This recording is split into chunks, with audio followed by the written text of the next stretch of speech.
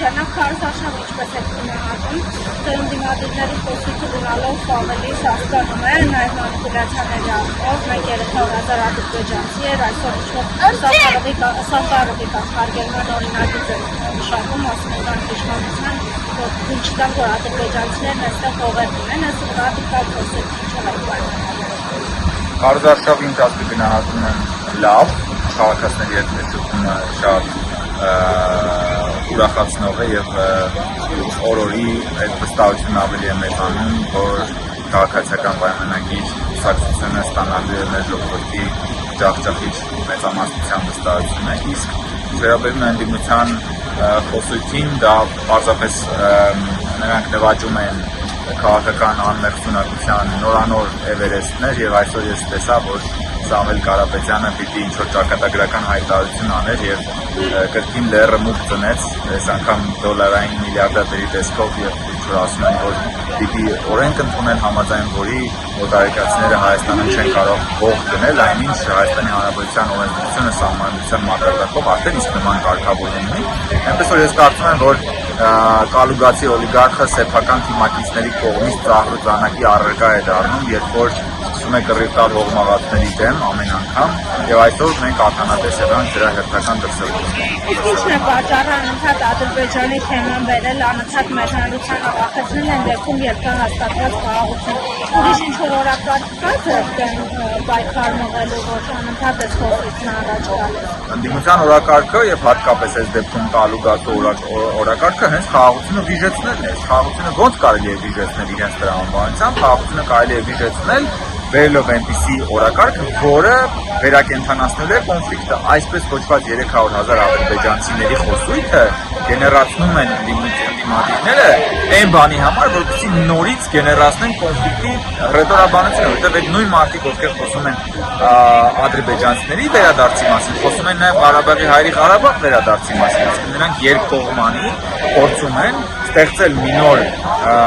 բախում սկզբից դիսկուրսի մակարդակում եւ հետո բնականաբար վիժեցնել խաղաղության գործընթացը, ինչը չի հաջողվելու իրենց ես վստահաբար կմոռանամ։ Հիմա կարծես է, որ նաև Կարապետյանն ընդունի մի օրենքի հետ Ռուսաստանի Դաշնության քաղաքացի է եղել։ Ո՞նց է ստացվում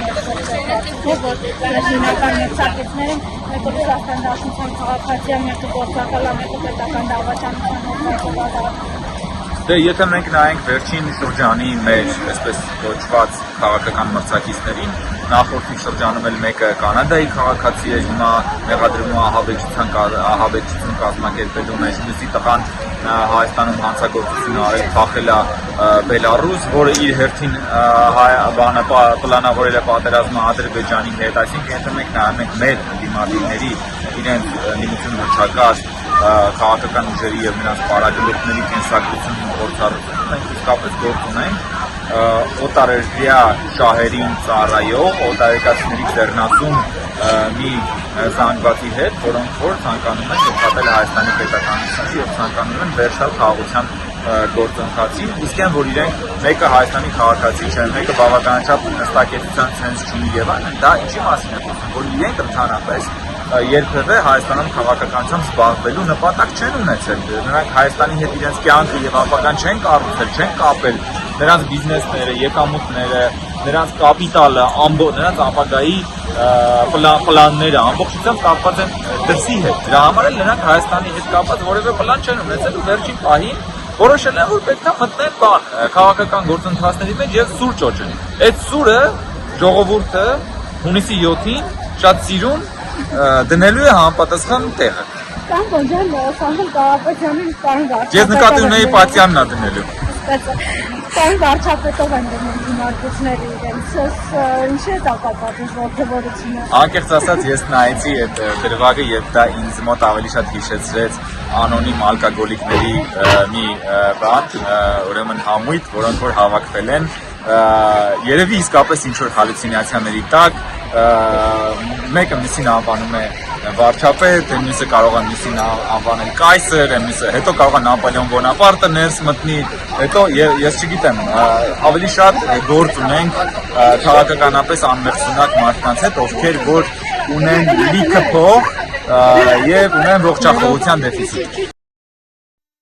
Հավանիր տեսանյութը եւ բաժանորդագրվիր նորությունները բաց չթողնելու համար։